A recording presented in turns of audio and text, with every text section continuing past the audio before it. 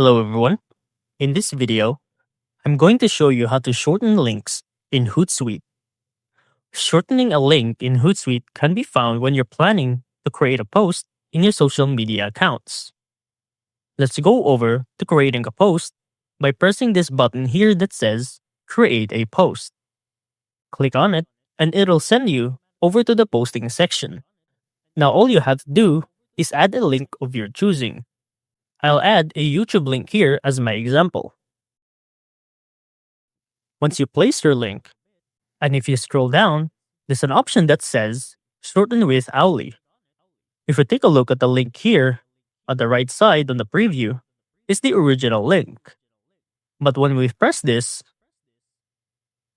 then the link is now shortened by Owly, here at the preview.